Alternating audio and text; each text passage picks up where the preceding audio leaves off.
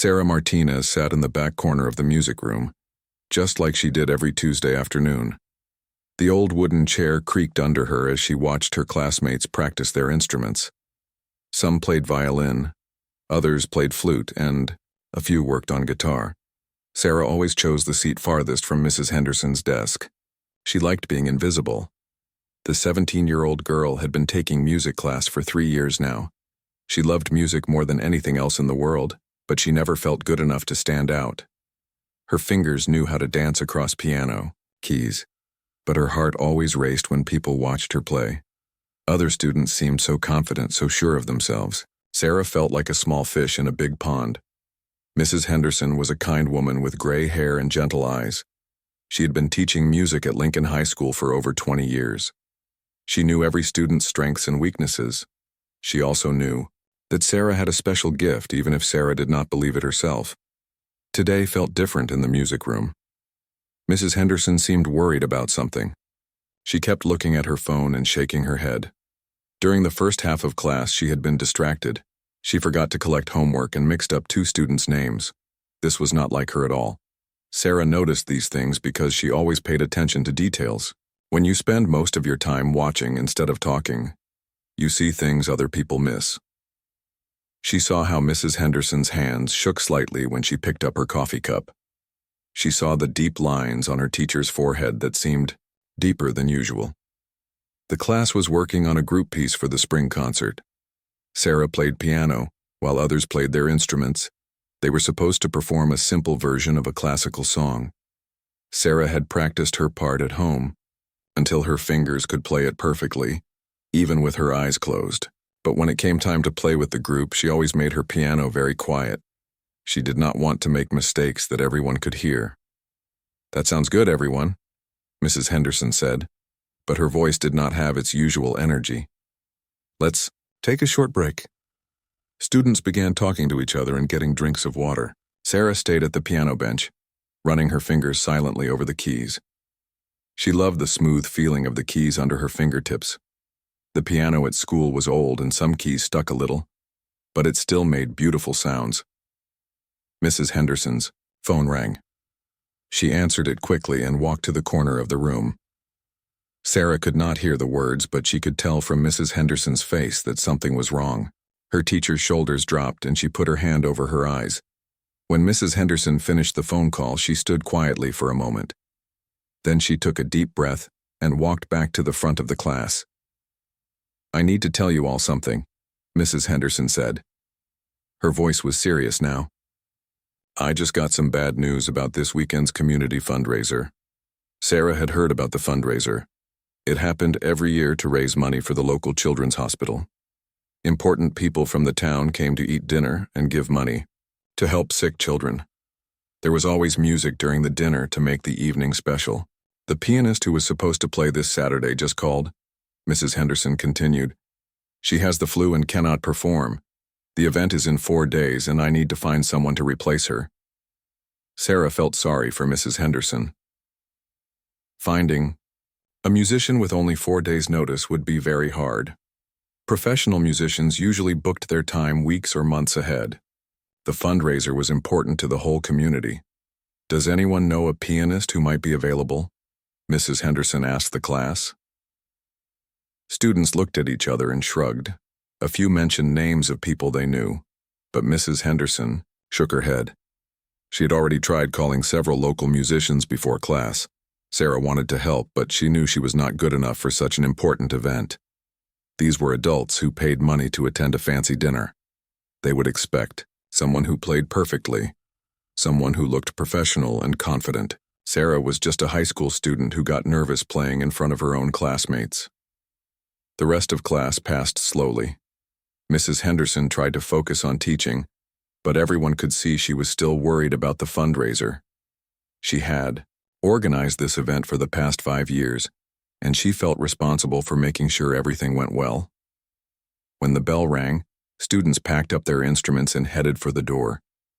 Sarah moved slowly, putting her sheet music into her folder and closing the piano lid carefully.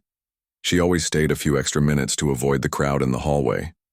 As Sarah picked up her backpack, she heard Mrs. Henderson talking to another teacher who had come into the room. "I don't know what I'm going to do, Linda," Mrs. Henderson said. "The event is Saturday night, and these people are expecting live music. I've called everyone I can think of." "What about hiring someone from the city?" the other teacher asked. "I tried that too. It's either too expensive, or they're already booked for the weekend. I'm running out of options." Sarah felt a strange feeling in her stomach. Part of her wanted to walk over and offer to help, but the bigger part of her felt scared at the thought of playing for a room full of strangers. What if she made mistakes? What if her hands shook so much she could not play at all? What if people thought she was terrible? She started walking toward the door, planning to leave like she always did, but something made her stop. Maybe it was the sad sound in Mrs. Henderson's voice. Maybe it was thinking about the sick children who needed the money that would be raised. Or maybe it was the tiny voice in her head that wondered what would happen. If she was brave for once in her life, Sarah turned around. Mrs. Henderson was still talking to the other teacher, not noticing that Sarah had not left yet. Sarah's heart began to beat faster. She opened her mouth to speak, then closed it again. This was crazy. She could not possibly play at such an important event, but Mrs. Henderson had always been kind to her. She had encouraged Sarah when other teachers barely noticed her. She had told Sarah many times that she had talent, even when Sarah did not believe it. Maybe this was a chance to do something nice for someone who had been nice to her. Sarah took a small step forward, then another. Her hands felt sweaty and her mouth felt dry. The other teacher was leaving now, and Mrs. Henderson was alone, looking through papers on her desk with worried eyes. "Mrs. Henderson?" Sarah said quietly. Her teacher looked up, surprised to see Sarah still there. "Yes, dear? Did you forget something?" Sarah's voice came out as barely a whisper. "I could play piano for the fundraiser." The words hung in the air between them. Sarah immediately wanted to take them back. What had she just done? Mrs. Henderson stared at Sarah for a long moment. Her eyes went wide with surprise, then filled with something that looked like hope. Sarah immediately felt her cheeks turn red. She wanted to run out of the room and pretend she had never said anything. "Sarah," Mrs. Henderson said slowly, "are you serious about this?" Sarah's throat felt tight. She nodded, not trusting her voice to work properly. Part of her could not believe she had offered to help. This was not like her at all. She usually avoided attention, not volunteered for it. Mrs. Henderson walked closer to the piano where Sarah stood. Her face showed a mixture of relief and concern. She knew Sarah was talented, but she also knew how shy the girl was. Playing for a room full of adults would be very different from playing in music class. "The fundraiser is this Saturday evening," Mrs. Henderson explained gently. "There will be about 100 people there. They are business owners, doctors, lawyers, and other important people from our town. They come to support the children's hospital." Sarah felt her stomach drop. 100 people, important people. She had never played for more than 20 students at once, and even that made her nervous. What was she thinking? "But," Mrs. Henderson continued quickly, seeing the fear in Sarah's eyes, "the music is just background. Nothing fancy at all. People will be eating dinner and talking to each other. They won't be sitting quietly and listening to every note like at a concert." This made Sarah feel slightly better. Background music meant people would not be staring at her, waiting for her to make mistakes. They would be busy with their own conversations. "What would I need to play?" Sarah asked, her voice still quiet. Mrs. Henderson smiled for the first time since getting the bad news. "Just simple classical pieces. Things people recognize but don't require too much attention. Maybe some Chopin, a little Mozart, perhaps some Beethoven. Nothing too complicated." Sarah knew some pieces by these composers. She had been practicing Für Elise by Beethoven for months. It was one of her favorite pieces to play when she was alone at home. The melody was beautiful and not too difficult for her skill level. "I have sheet music for everything you would need," Mrs. Henderson said. "And the pieces don't have to be perfect. Remember, this is background music while people eat and chat. They want something pleasant and calming, not a professional concert performance." Sarah nodded again. This sounded manageable, at least in theory. She knew she could play these pieces well enough when she was alone. The question was whether she could do it with people around. How long would I need to play? Sarah asked. About an hour total with breaks, Mrs. Henderson replied. You would play for 15 or 20 minutes, then take a break while people eat the next course of dinner. Then play again for another 15 minutes. It's very relaxed. An hour of playing seemed like a long time to Sarah, but broken into smaller pieces, it felt more possible. She could probably manage 15 minutes at a time without making too many mistakes. Mrs. Henderson pulled out a folder from her desk drawer. Here are some pieces that would work perfectly. Take a look and see what you know already. Sarah opened the folder and looked through the sheet music. She recognized most of the songs. Für Elise was there, along with Canon in D by Pachelbel and Clair de Lune by Debussy. She had played simplified versions of all these pieces before. I know these songs, Sarah said, feeling a little more confident. Perfect, Mrs. Henderson said, clapping her hands together. Sarah, you have no idea how much this means to me. I was worried we would have to cancel the music portion of the evening entirely. Sarah looked at the sheet music again. The notes looked familiar and friendly on the page. When she was sitting at her piano at home, these pieces made her feel peaceful and happy. Maybe she could bring that same feeling to the fundraiser. There's one more thing, Mrs. Henderson said. Would you like me to come with you Saturday night? I could sit nearby in case you need anything, or if you want to take an extra break. This offer made Sarah feel much better. Having Mrs. Henderson there would make the whole evening less scary. She would not be completely alone with all those strangers. Yes, please, Sarah said quickly.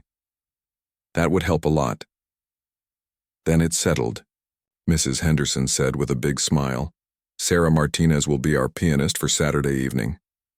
Hearing her name said out loud in connection with the fundraiser made Sarah's heart race again.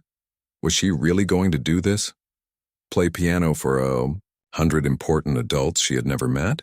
Mrs. Henderson seemed to notice Sarah's nervous expression. She sat down on the piano bench next to Sarah and spoke in a gentle voice. You know, Sarah, I've been teaching music for over 20 years. I can tell when someone has real talent, not just technical skill. You have something special when you play. You put emotion into the music that touches people. Sarah felt surprised by these words. She had never thought of herself as someone who could touch people with music. She just played, because she loved how it felt. When you play Für Elise in class, Mrs. Henderson continued, even when you try to play quietly, I can hear the feeling in it. You don't just play the notes correctly. You make them mean something. Sarah had never heard a teacher talk about her this way before. In most of her classes, she felt invisible and unremarkable. But Mrs. Henderson made it sound like her quiet way of playing was actually a good thing. The people at the fundraiser don't need to hear the most technically perfect performance, Mrs. Henderson explained. They need to hear music that makes them feel good about giving money to help sick children. They need to feel warmth and hope. That's exactly what your playing does. Sarah looked down at her hands resting on the piano keys. Could she really make people feel hope? She had never thought her music was powerful enough to affect other people's emotions. Will you practice these pieces this week? Mrs. Henderson asked, pointing to the folder of music. Yes, Sarah said. I'll practice every day after school. Good. And remember, if you get nervous on Saturday, just focus on the music itself. Think about why these composers wrote these beautiful melodies. Think about how the music makes you feel when you play it alone in your room. Sarah nodded. This was good advice. When she played at home, she often imagined stories that went with the music. Sometimes she pretended she was telling someone about a beautiful dream, or sharing a memory of someone she loved. One last thing, Mrs. Henderson said, as she stood up from the piano bench. What you're doing is very brave, Sarah. Not many students your age would volunteer to help in a situation like this. Sarah did not feel brave. She felt scared and worried and unsure of herself. But maybe being brave meant doing something even when you felt scared. Maybe brave people were not fearless. Maybe they were just people who did the right thing despite their fear. As Sarah gathered her backpack and the folder of music, Mrs. Henderson walked her to the door. Thank you again, Sarah. You're saving the fundraiser, and that means you're helping raise money for children who really need it. Sarah walked down the hallway toward her locker, holding the folder of sheet music against her chest. Students passed by her, talking and laughing, completely unaware that the quiet girl from music class had just volunteered to do something that terrified her. 4 days. She had 4 days to prepare for the most important performance of her life. Sarah sat at her bedroom piano that evening, staring at the sheet music Mrs. Henderson had given her. The familiar notes of Für Elise looked different somehow. They seemed harder, more demanding. Every time she thought about playing these pieces in front of 100 strangers, her hands started to shake. She had been practicing for 2 hours already, but nothing sounded right. Notes that usually came easily now felt clumsy under her fingers. She kept making small mistakes that never happened when she played just for fun. The more she worried about the fundraiser, the worse her playing became. Her bedroom door opened, and her older brother Miguel walked in. He had been home from military deployment for only 3 weeks, but Sarah was glad to have him back. Miguel was 22 years old and had spent the last year serving overseas. He looked different now, more serious and grown up, but he still cared about his little sister. "What's got you so frustrated?" Miguel asked, sitting on the edge of her bed. "I can hear you starting and stopping the same song over and over." Sarah's hands dropped into her lap. She felt tears starting to form in her eyes, though she tried to hold them back. "I did something stupid, Miguel. Really stupid." "What kind of stupid?" he asked gently. Sarah told him about Mrs. Henderson's problem and how she had volunteered to play at the fundraiser. As she explained the situation, Miguel's eyebrows went up higher and higher. "Wait," he said when she finished. "You volunteered to play piano for 100 adults at a charity event? Sarah, that's not stupid, that's amazing." "No, it's stupid," Sarah said, her voice getting higher with stress. "I can't play in front of all those people. What was I thinking? Mrs. Henderson needed help, and I thought I could just step in and save the day. But I'm not good enough for something this important." Miguel moved from the bed to sit next to her on the piano bench. "Play something for me," he said. "Miguel, I don't want to. Just play. Whatever you want. Pretend I'm not here." Sarah sighed and put her hands back on the keys. She started playing Für Elise again, the piece she knew best. But knowing Miguel was listening made her nervous, and she hit a wrong note in the third measure. "See?" she said, pulling her hands away. "I can't even play it right for you, and you're my brother. How am I supposed to play for strangers?" Miguel was quiet for a moment, thinking. During his time in the military, he had learned a lot about fear and pressure and how they could affect performance. He had seen soldiers who were excellent during training fall apart during real missions. He had also seen others who found strength they did not know they had when things got difficult. "Can I tell you something about being scared?" Miguel asked. Sarah nodded, wiping her eyes with the back of her hand. "When I was deployed, I was terrified most of the time," Miguel said. "Not just during dangerous moments, but during regular daily activities too. I was scared I would make mistakes that could hurt other people. I was scared I wasn't strong enough or smart enough for such an important job." Sarah looked at her brother with surprise. Miguel had always seemed fearless to her. Even as a kid, he had been the brave one who climbed the highest trees and stood up to bullies. "But I learned something important over there," Miguel continued. "Fear and nervousness aren't your enemies. They're signs that you care about doing well. They mean something matters to you." "But the fear makes me play badly," Sarah said. "Only if you fight against it," Miguel replied. "What if instead of trying to make the fear go away, you used it as fuel?" Sarah did not understand what he meant. Fear felt like something that made her weak, not something that could make her stronger. Miguel thought for a moment, trying to find the right words to explain. "When we were on patrol, the guys who tried to ignore their fear often made careless mistakes. But the ones who acknowledged their fear and used it to stay focused and alert performed better. Your nervousness means you want to do a good job. That's actually a good thing." "How do I use nervousness as fuel?" Sarah asked. "Instead of thinking, I'm scared I'll mess up, try thinking, I care so much about this that I want to do my absolute best," Miguel explained. "Instead of everyone will judge me, think I have a chance to help people feel something beautiful." Sarah considered this advice. It sounded logical, but putting it into practice seemed difficult. "Let me ask you something," Miguel said. "Why did you volunteer to help Mrs. Henderson?" Sarah thought about this question. Because she looked so worried and sad. Because the fundraiser is important for sick children. Because Mrs. Henderson has always been nice to me. "So you volunteered because you wanted to help people, not because you wanted to show off or prove how good you are at piano?" "Right. I just wanted to help." "Then focus on that," Miguel said. "When you're sitting at the piano on Saturday night, don't think about whether people think you're good enough. Think about the children in the hospital who will benefit from the money being raised.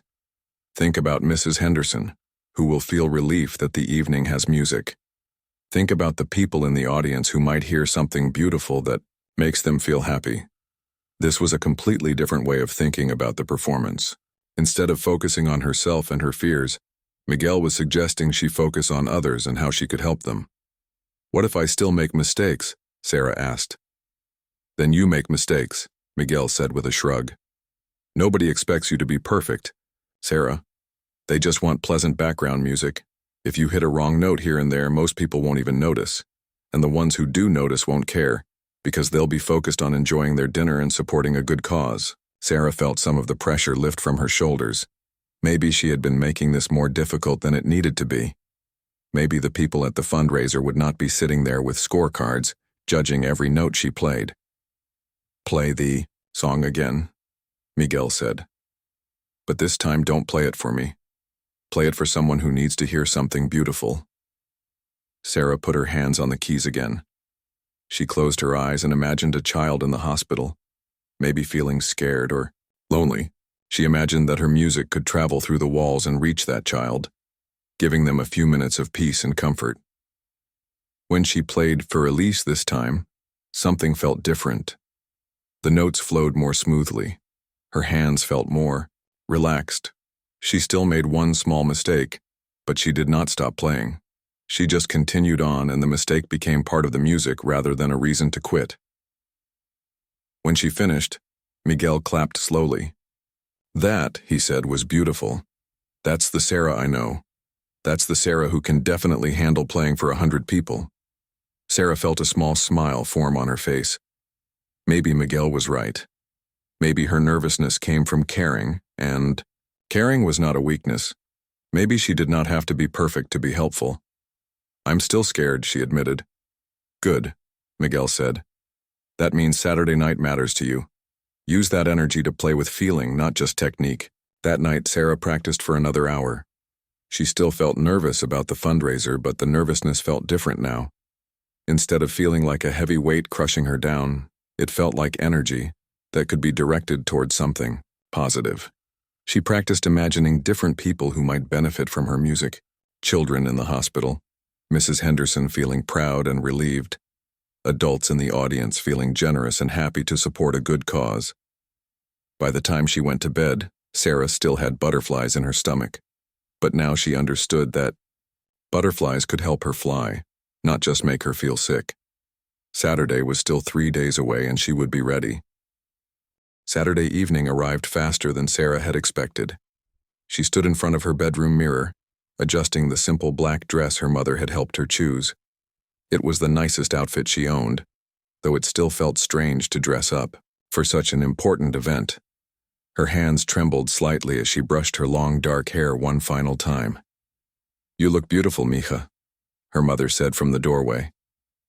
Maria Martinez had been both proud and worried when Sarah told her about the fundraiser. She knew her daughter was talented, but she also knew how shy Sarah could be around strangers. Sarah's father, Roberto, appeared beside his wife. "We wish we could be there to watch you," he said, "but we know you'll do wonderfully." The fundraiser was an adults-only event, so Sarah's parents could not attend. This made Sarah feel more alone but also less pressure. At least her family would not see her if she made embarrassing mistakes. Miguel drove Sarah to the community center where the fundraiser was being held. During the short car ride, he reminded her of their conversation from earlier in the week. "Remember," he said as they pulled into the parking lot, "you're not performing for judges. You're sharing something beautiful with people who want to help sick children. You're part of something bigger than just music. The community center looked different than Sarah had ever seen it before. Usually it was where she had attended birthday parties as a child, or where her parents voted during elections. Tonight, it was decorated with white tablecloths, flowers, and soft lighting. Through the windows, Sarah could see well-dressed adults already arriving and talking in small groups. Mrs. Henderson met Sarah at the entrance. She looked elegant in a navy blue dress and seemed much calmer than she had been earlier in the week. "Sarah, you look lovely," Mrs. Henderson said with a warm smile. "Are you ready for this?" Sarah nodded, though her stomach felt full of butterflies. "I think so. I practiced every day this week." "I'm sure you did. Come on, let me show you where you'll be playing." They walked into the main room of the community center. Round tables were set up throughout the space, each decorated with white flowers and gold ribbons. A small stage had been set up in one corner, and on it sat a beautiful black piano that looked much nicer than the old one at school. "That piano was donated specifically for tonight," Mrs. Henderson explained. "It's been tuned and sounds wonderful. Why don't you try it out while people are still arriving?" Sarah walked up onto the small stage, feeling very visible and exposed. About 30 people were already in the room, but most were busy greeting each other and finding their tables. She sat down at the piano bench and lifted the lid to reveal the keys. The piano was indeed beautiful. The keys felt smooth and responsive under her fingers. She played a few quiet scales to get used to the instrument, and the sound was rich and clear. This piano was much better than any she had ever played before. "It sounds perfect," Sarah told Mrs. Henderson, who had followed her onto the stage. "Good. Now, you'll start playing when I give you a signal. That will be about 15 minutes from now, when most people have arrived and found their seats. You'll play for about 20 minutes while they have their first course and appetizers."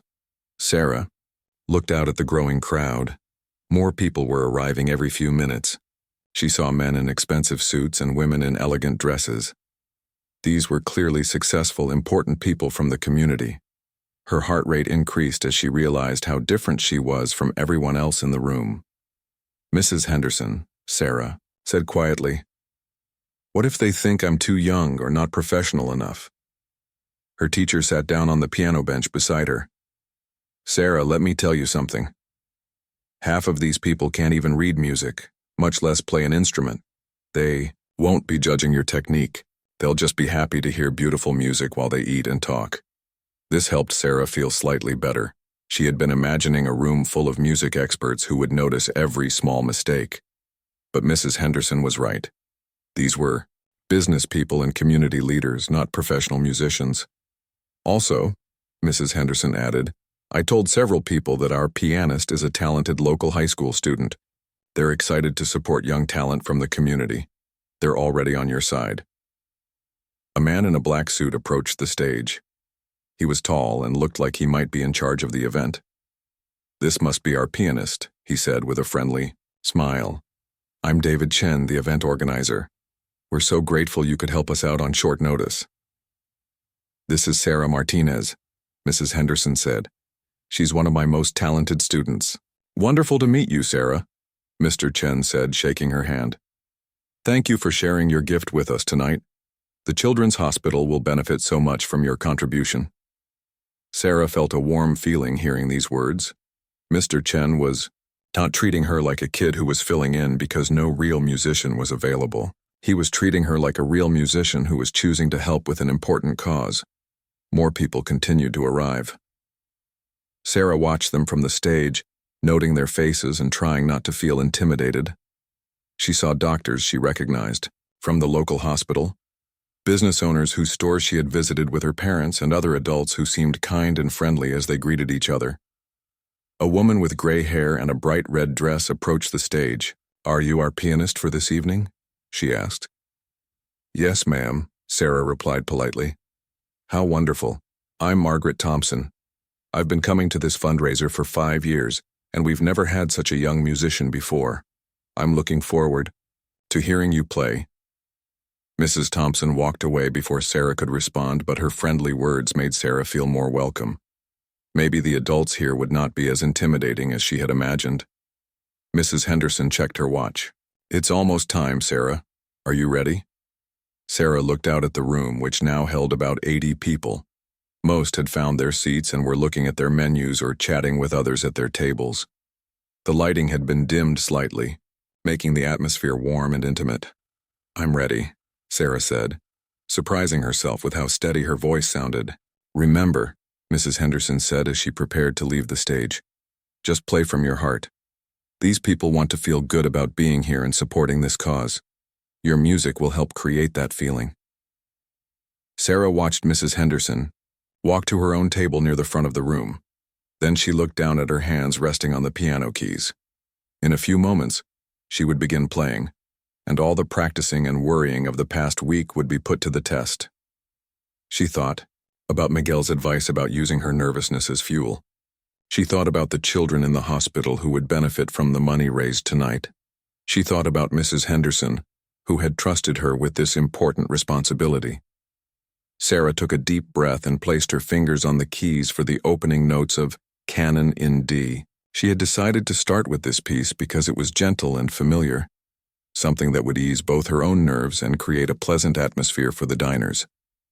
The room was still buzzing with conversation as Sarah began to play. As she had expected, most people were not paying direct attention to her. They were focused on their dinner companions and the elegant meal being served. This was exactly what Sarah had hoped for. She could play without feeling like all eyes were on her, waiting for her to make mistakes. The music became part of the background, creating a beautiful atmosphere without demanding complete attention. For the first few minutes, Sarah played, exactly as she had practiced. The notes came cleanly and correctly, and she felt confident in her ability to complete the evening successfully. The piano responded beautifully to her touch, making even simple pieces sound rich and full. But as she continued playing, Sarah began to relax into the music. The conversations around her became a pleasant background hum rather than a source of distraction. The warm lighting and elegant setting made her feel like she was part of something special, rather than an outsider trying to prove herself. Slowly, without even realizing it, Sarah began to play with more expression and feeling than she had planned. Sarah had been playing for about 10 minutes when something shifted inside her. The first few pieces had gone exactly as planned. Canon in D had filled the room with gentle melody while people enjoyed their appetizers. She had moved smoothly into a simple Mozart piece, keeping the volume soft and undemanding. Everything was working perfectly, but as she began Für Elise, the piece she knew best, Sarah's mind started to wander in an unexpected direction. This was the song her grandmother had loved most. Abuela Rosa had passed away just 2 months earlier, and Sarah still missed her terribly. Abuela Rosa had been the one who first encouraged Sarah to play piano. When Sarah was 8 years old, her grandmother had saved money for months to buy an old upright piano from a neighbor. Music is a gift you give to others, Abuela Rosa used to say. But first, it is a gift you give to yourself. As Sarah's fingers moved through the familiar melody of Für Elise, she could almost hear her grandmother's voice humming along. Abuela Rosa had sat beside Sarah on the piano bench countless times, listening with her eyes closed and a peaceful smile on her face. Play with your heart, not just your hands, her grandmother had always said. When you play with feeling, the music becomes alive. Sarah had never fully understood what her grandmother meant until this moment. She had always focused on playing the notes correctly, hitting the right keys at the right time. But now, sitting in this beautiful room full of people supporting sick children, she began to understand what playing with heart really meant. Without making a conscious decision, Sarah began to add subtle changes to her playing. She let some notes linger a little longer than written on the page. She added gentle crescendos and diminuendos that were not marked in the sheet music. Most importantly, she stopped worrying about perfect technique and started thinking about the emotions behind the music. She thought about her grandmother's hands, weathered from years of hard work, gently clapping along to Sarah's early attempts at piano. She thought about the stories Abuela Rosa used to tell about her own childhood in Mexico, where music was always part of family gatherings and celebrations. Sarah's playing began to take on a quality it had never had before. The notes seemed to breathe with life and meaning. Für Elise transformed from a simple background melody into something deeper and more moving. She thought about Miguel's words about using emotions as fuel. Her love for her grandmother, her gratitude for this opportunity, her desire to help the children's hospital, all of these feelings began to flow through her fingers into the music. The piano seemed to respond to this new approach.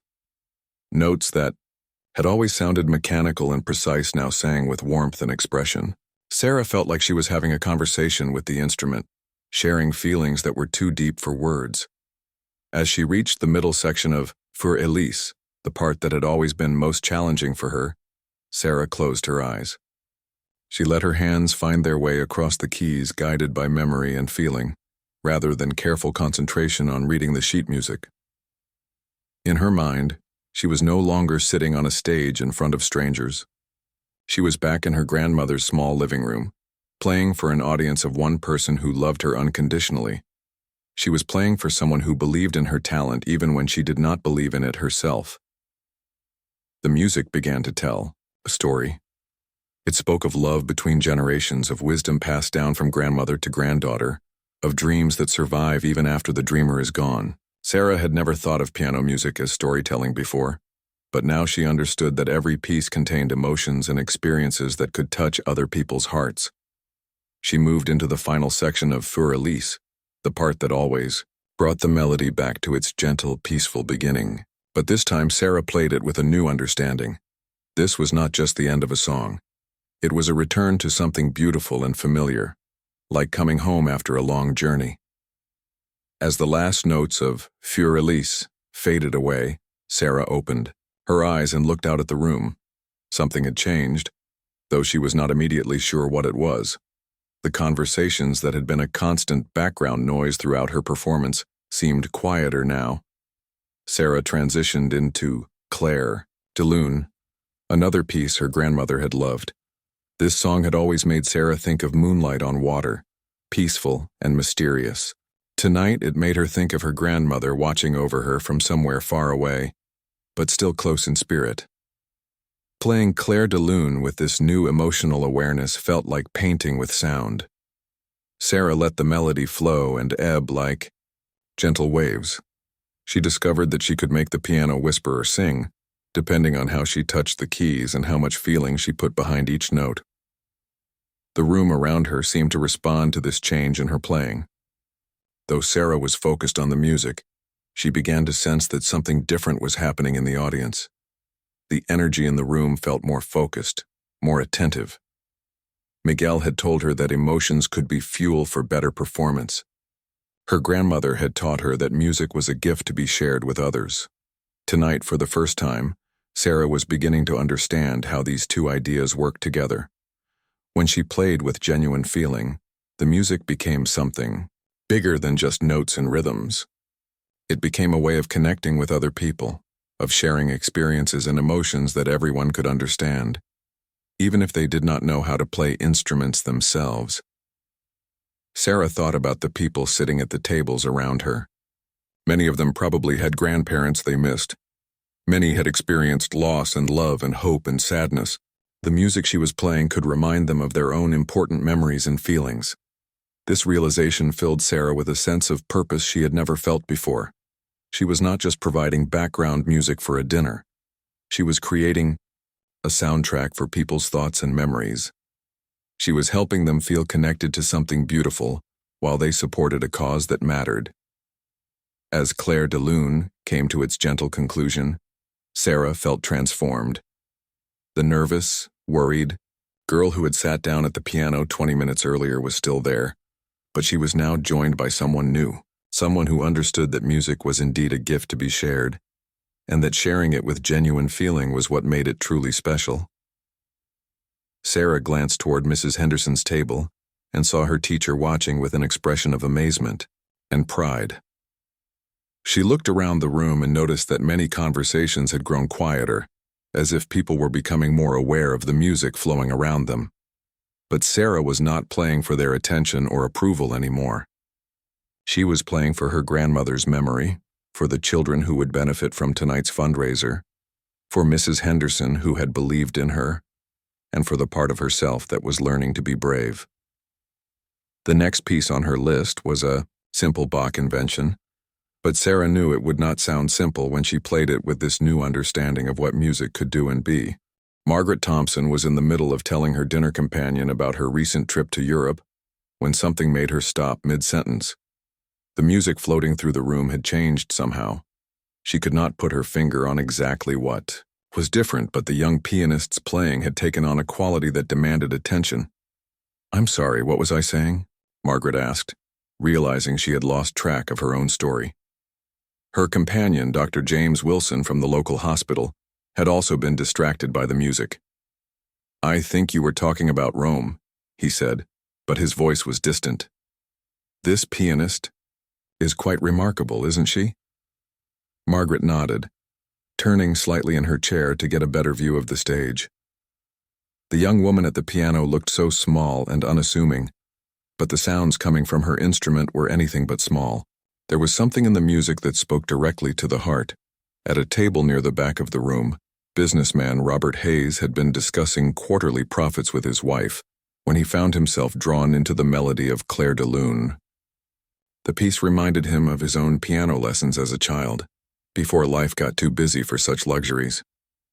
He had not thought about those lessons in years, but now he remembered the joy he had felt when his small fingers first managed to play a complete song. "She's very talented," his wife Linda whispered, gesturing toward the stage.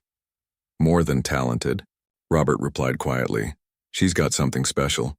Dr. Wilson, who had spent his career working with sick children at the hospital that would benefit from tonight's fundraiser, found himself thinking about his young patients.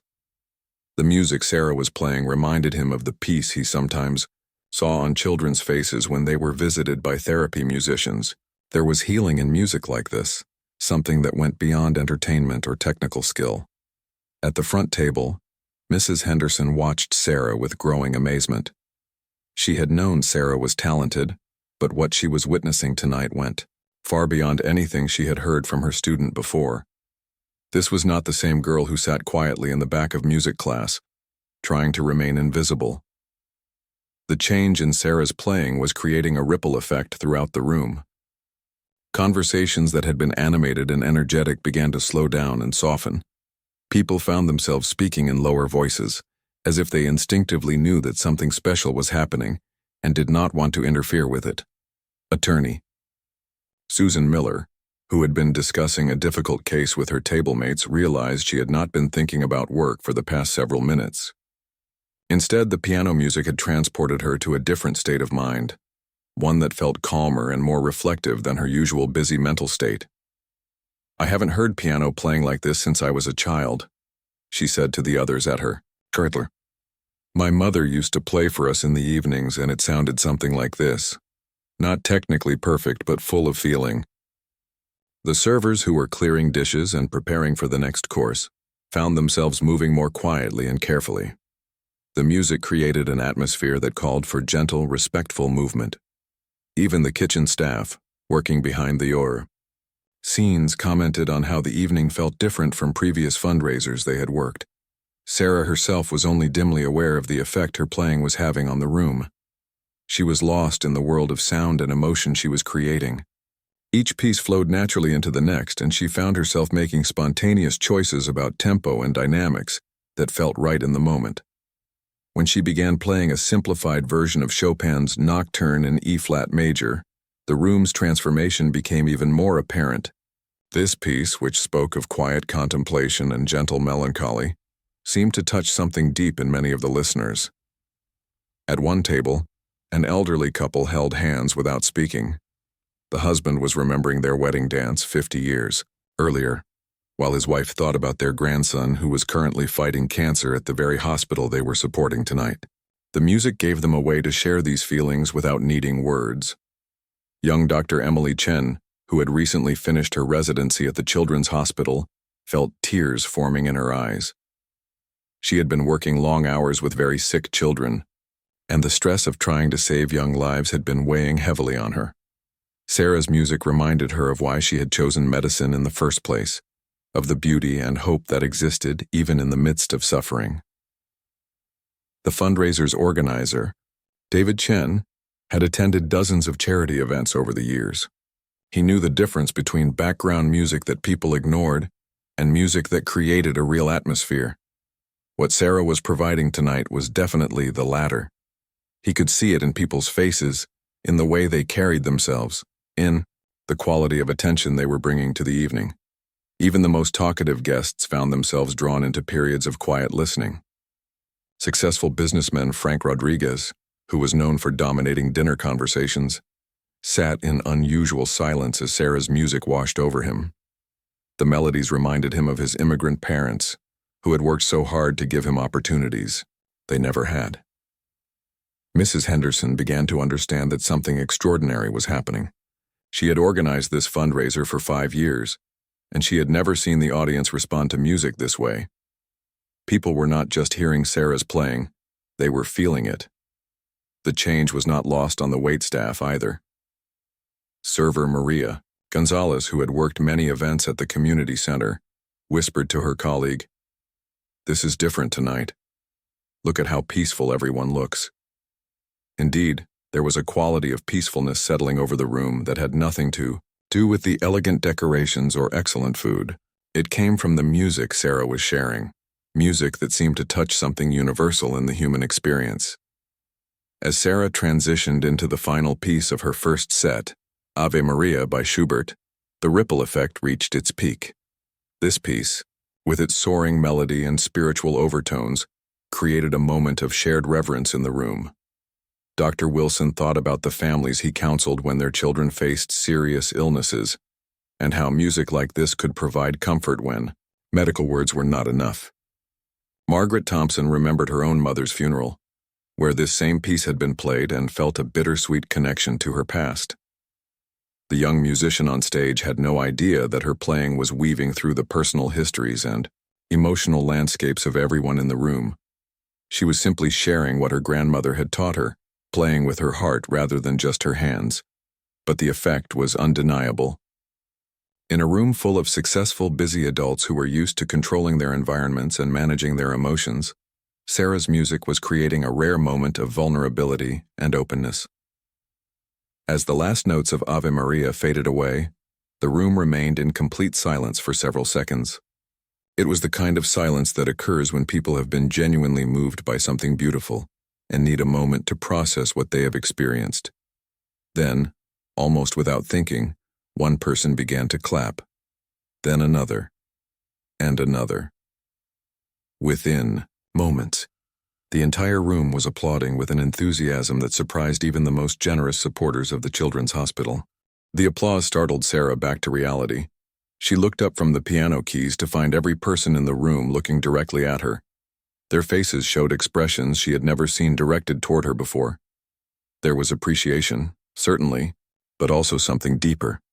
People looked moved, touched in a way that went beyond polite appreciation for background music. Sarah felt her cheeks grow warm as the applause continued. This was not the brief, polite clapping she had expected after providing dinner music. This was genuine, enthusiastic appreciation that seemed to come from the heart, rather than social obligation. Mrs. Henderson stood up at her table, still clapping, with tears in her eyes. She had known Sarah was talented, but tonight she was witnessing the emergence of something truly special. This shy student had found her voice through music in a way that was transforming not just herself, but everyone who heard her play. "Thank you," Sarah said quietly into the microphone that had been placed on the piano. Her voice was soft and uncertain, but it carried clearly through the room. "I'll take a short break now while you enjoy your main course." As Sarah stepped away from the piano, several people approached the stage.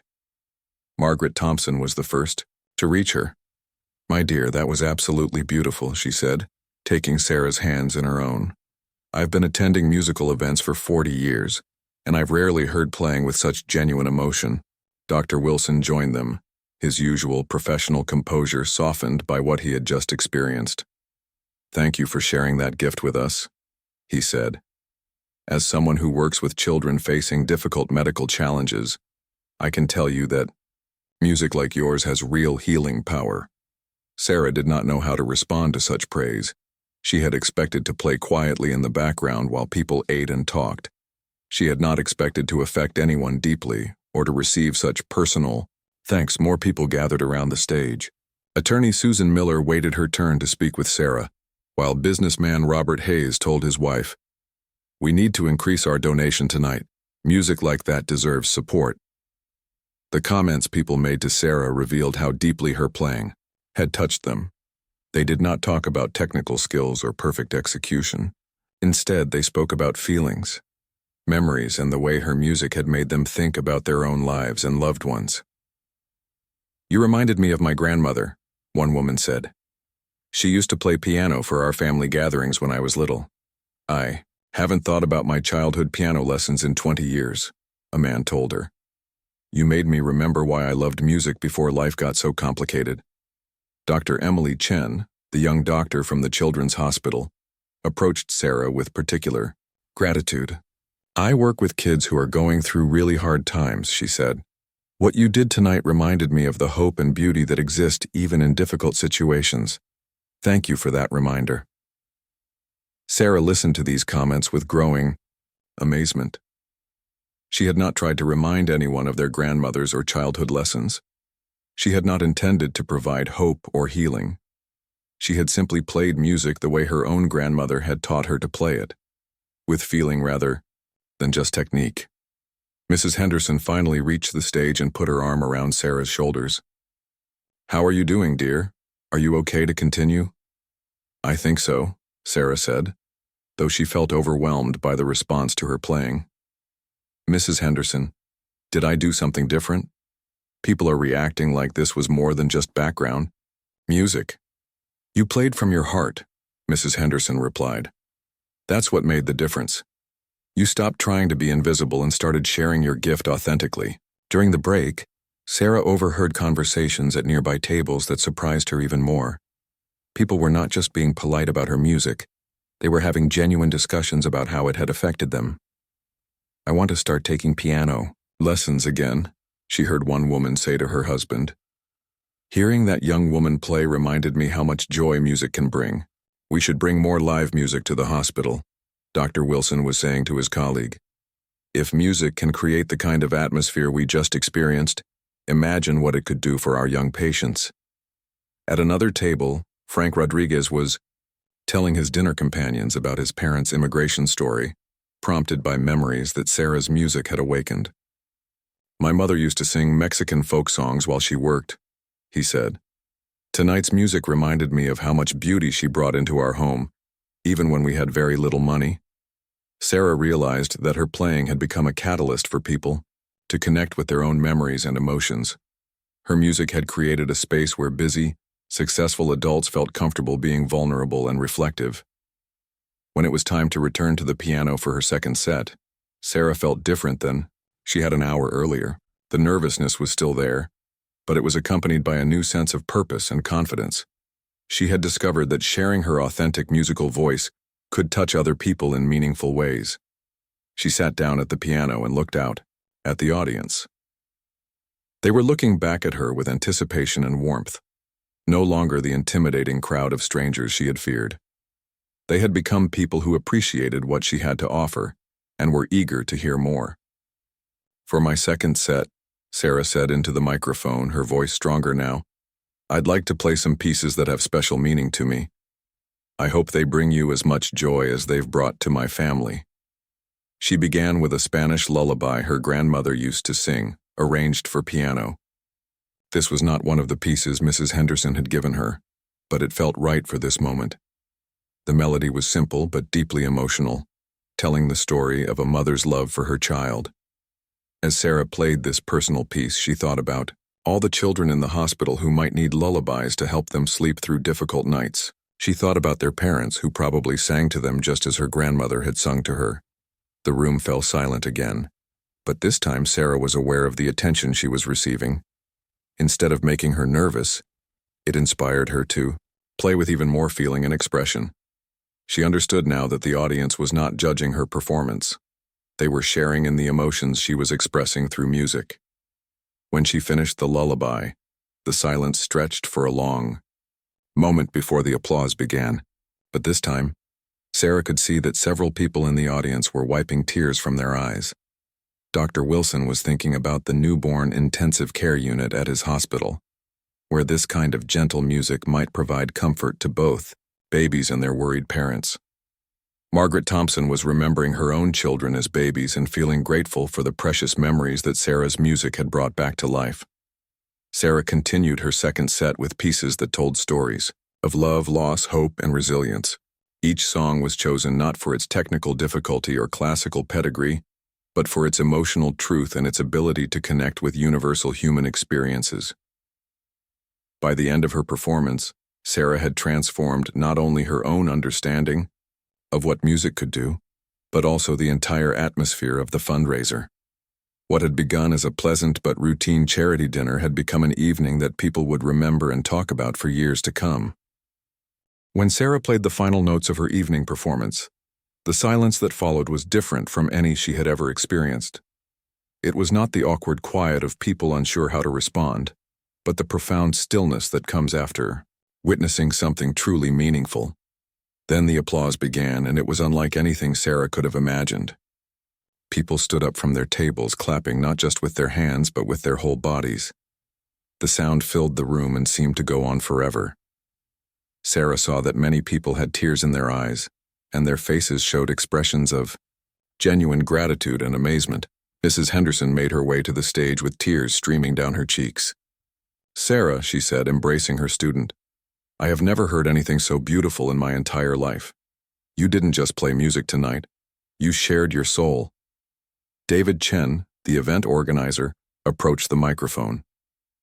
"Ladies and gentlemen," he said, his voice filled with emotion, "I think we can all agree that we have just witnessed something extraordinary.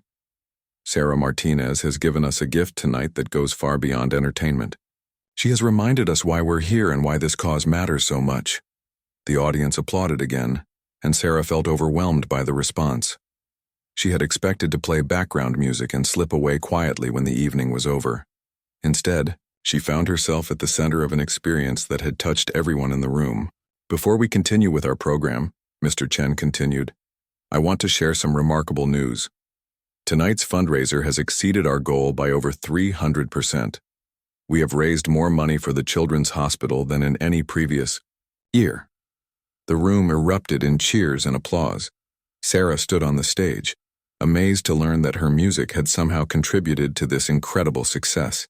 People had been so moved by the evening's atmosphere that they had given more generously than ever before. Margaret Thompson approached the stage and asked to speak.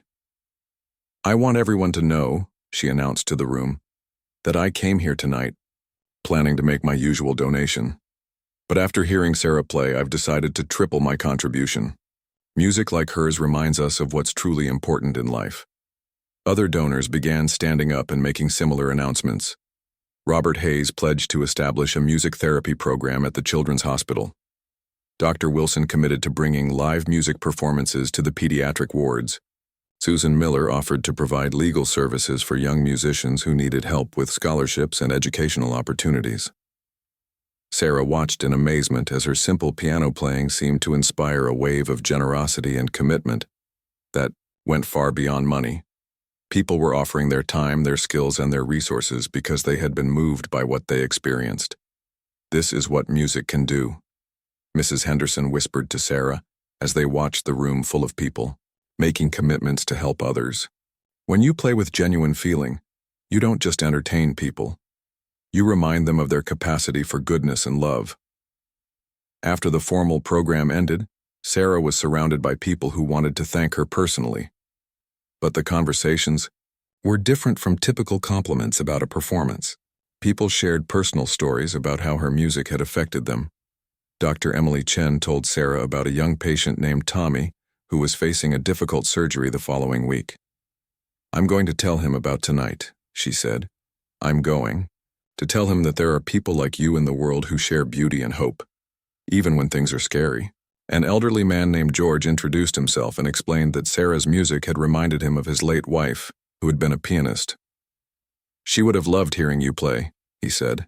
"You have the same gift she had, the ability to make music mean something more than just notes on a page."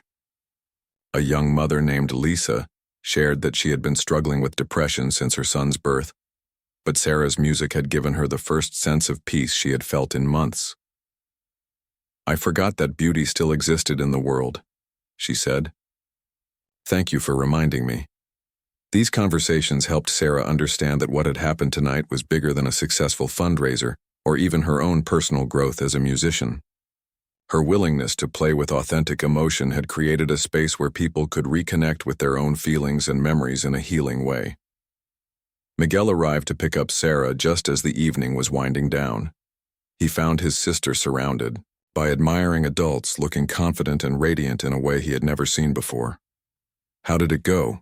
he asked, though the answer was obvious from the scene around him. "I think I understand now what you meant about using emotions as fuel," Sarah replied. "And I understand what Abuela Rosa meant about music being a gift." On the drive home, Sarah reflected on how much had changed in just one evening. She had discovered that her quiet, introspective nature was not a weakness to be overcome, but a strength that allowed her to connect deeply with music and share that connection with others. "I want to study music therapy," she told Miguel as they pulled into their driveway. "I want to learn how to use music to help people, especially children who are going through difficult times." Miguel smiled at his sister. "That sounds perfect. For you. Tonight proved that you have a special gift for touching people's hearts through music." The following Monday at school, Sarah walked into music class with a new sense of purpose and confidence. She no longer chose the seat in the back corner. Instead, she sat near the front, ready to participate fully in whatever musical activities Mrs. Henderson had planned. "Sarah," Mrs. Henderson announced to the class, "has something important to share with all of you." Sarah stood up and told her classmates about the fundraiser and what she had learned about the power of music to heal and inspire. She talked about her decision to pursue music therapy as a career, and she encouraged other students to think about how they could use their own talents to help others. Several classmates asked Sarah to teach them some of the pieces she had played at the fundraiser. Others wanted to know how they could volunteer at the Children's Hospital. Sarah's experience had inspired not just the adults at the fundraiser, but also her peers to think about using their abilities for meaningful purposes. Mrs. Henderson started a new program in her music classes, focusing on playing for local nursing homes and community centers. Sarah became the leader of this program, teaching other students how to play with emotion and connect with their audiences. Within 6 months, Sarah was accepted into a prestigious music therapy program at the State University, with a full scholarship funded by donations from people who had heard her play at the fundraiser. Margaret Thompson personally wrote a recommendation letter, calling Sarah a young woman who understands that music is a bridge between hearts. Dr. Wilson kept his promise to bring music to the Children's Hospital. He hired Sarah as a part-time music therapy assistant while she completed her studies. Every week she visited young patients and used the same approach she had discovered that Saturday night, playing with genuine feeling and allowing the music to create healing spaces. Tommy, the young patient Dr. Chen had mentioned, became one of Sarah's regular visitors. His surgery had been successful, and during his recovery, Sarah's music helped him feel less afraid and more hopeful about his future. Years later, when Sarah had become a certified music therapist, she often thought back to that evening at the community center. It had been the night she discovered that her greatest strength was not her technical skill or her ability to play perfectly, but her capacity to share authentic emotion through music. She kept a photo from the fundraiser on her office wall, showing her at the piano surrounded by people whose lives had been touched by her playing. Beneath it was a quote from her grandmother. "Music is a gift you give to others, but first, it is a gift you give to yourself." Sarah had learned that when you give the gift of authentic expression, you receive something even more valuable in return: the knowledge that you have the power to bring healing, hope, and connection into the world.